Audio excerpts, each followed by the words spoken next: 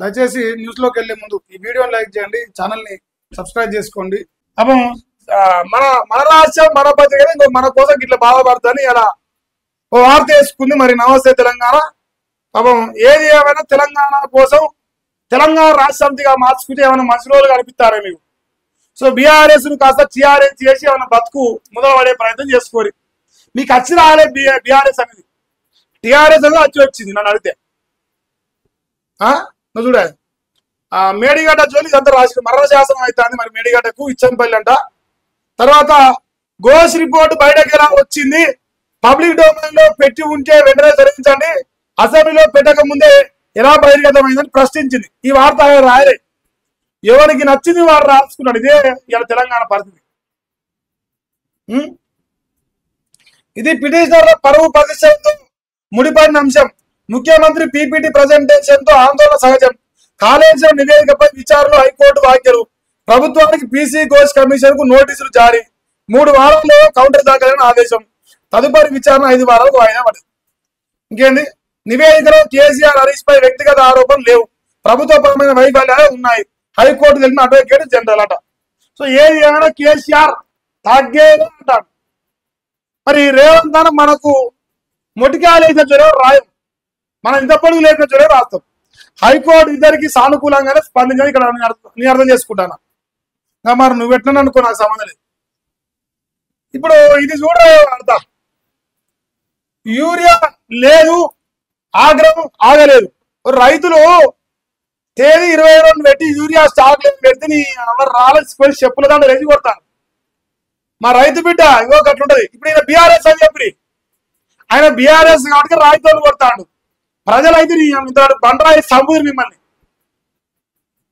చెప్తారు. అట్నే సిగ్గు లేకుండా చెప్పుకుంటారు మీరు. తెలంగాణ రాష్ట్రంలో ఇంకో కథ నడుస్తుంది.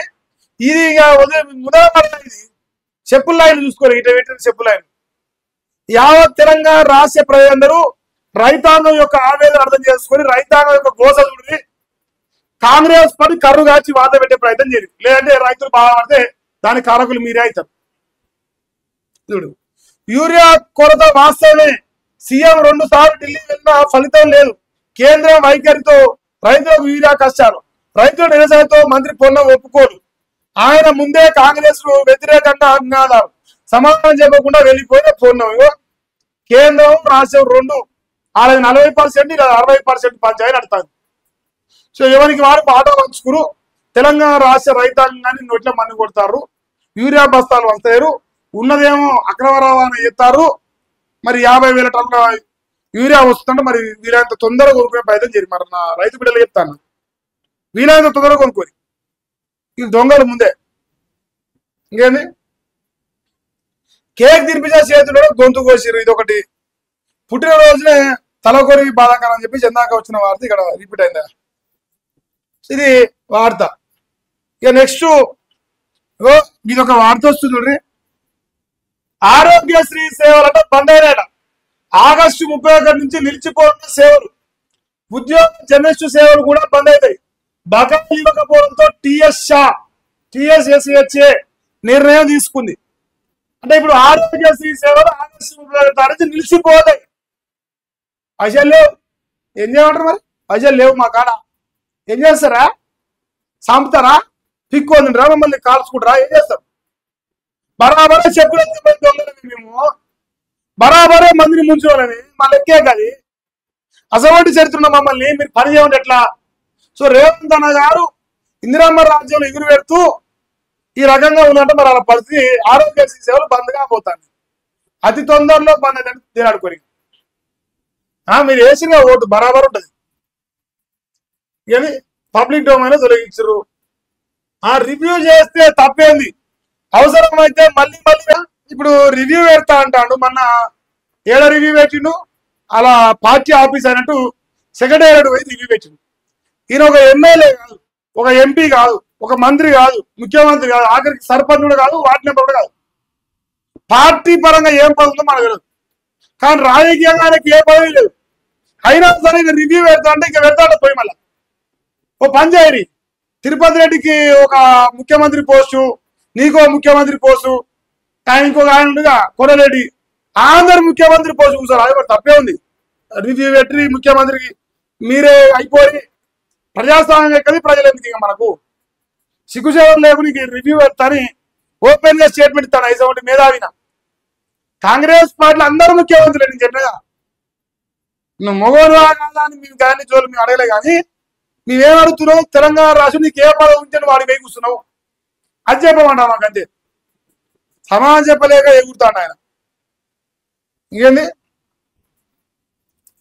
మార్వాడి హఠావో తెలంగాణ బంద్ సక్సెస్ అయిందంటే మరి శంకర్ సాబ్ ఒకరే సక్సెస్ అయింది మార్వాడిలకు సీఎం అమ్ముడు పోయిండు అని చెప్పేసి అంటాను మరి మనం కూడా అనాలి ఇప్పుడు వీళ్ళందరూ మరి ముస్లిం సోదరులకు కూడా అమ్ముడు వేయరు మార్వాడి గోబ్యాక్ అనేటోళ్ళు కూడా అనాలి ఎందుకు మరి వాళ్ళ గురించి మీరు ఎందుకు మాట్లాడారు వాళ్ళకు ఒక ఏళ్ళు చూపిస్తే మనకు 4 ఏళ్ళు చూపిస్తున్నాయి కదా మార్వాడి గోబ్యాకానికి మద్దతు ఇస్తూనే మరి అలా చేనేత కూడా ముస్లిం సోదరులు చేస్తారు మటన్ షాప్ కూడా ముస్లింలే పెడతారు కటింగ్ షాప్ కూడా ముస్లింలే పెడతారు మరి అక్కడ స్థానిక ఉత్పత్తులు పోతలేవా స్థానికులు ఏమంటారుగా కులవృత్తులు దెబ్బతింటలేవా ఆడ దెబ్బతినవు ఆడ ఎందుకు దెబ్బతింటాయి మనకు దెబ్బతినవు కదా వాళ్ళ లెక్క కనిపిస్తుంది ఇంకా కాంగ్రెస్ పతనం ఆరంభమైందంట ఇంకా అసమర్థుల వల్లే రైతుల కష్టాలు చిల్లర రాజకీయాలు తప్ప పరిపాలనలో ఎలా చేయాలో తెలియదా అని కేటీఆర్ ఆగ్రహం అవుతాడు పరిపాలన తెలియదు వాళ్ళకు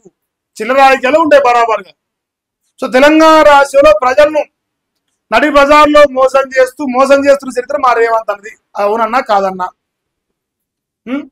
ఇక రైతులకు తప్పని యూరియా తిప్పాలంటే ఇట్లా రోడ్ల పూట పంపుతారు కొనుగోలు సెంటర్ వద్ద 10 ఆపులు క్యూ లైన్ లో చెప్పులు పాస్బుక్లు రోజంతా వేచి చూసినా దొరకని యూరియా సర్కారుపై మండిపడుతున్న రైతన్నలు బరాబరే మండిపడతారు ఇంకా మండిపడాల్సిందే ఇక మనం మండిపడుతున్న తప్ప చేయగలిగేది ఏముంది ఇప్పుడు ఇంకా 3.5 సంవత్సరాలు మాయనుంటాడు అప్పటి వరకు మిమ్మల్ని ఎంత రాపి రంపానంటాడు అంత పెడతాడు తర్వాత మీరు దించుతారు అనుకో అది వేరే విషయం దించినా మా అన్నకు పెద్ద బాధ ఏం లేదు మా లెక్కే అట్లా ఉంటుంది ఏం భయం ఏం బాధ ఏం ఉండదు మాకు అట్లా ఇంకో 13 మంది విద్యార్థులకు అస్వస్థత కలుషిత నీరు తాగడంతో వాంతులు భూపాలపల్లి జిల్లాలో ఘటన గురుకులాల్లో మారని పరిస్థితులు భయాందోళనలో విద్యార్థులు ఇందిరమ్మ రాజ్యం ఎగురు పెడతాంది దీని పేరు ఏమంటారు మరి కాంగ్రెస్ వాళ్ళు ఇందిరమ్మ రాజ్యం అంటారు రేవంత్ అన్న దయచేసి ఒక మాట చెప్తా నీకు పరిపాలన చేతనైతే పరిపాలన చేయి లేదు నాకు చెదగాగరం అంటే తప్పుడే దిగిపో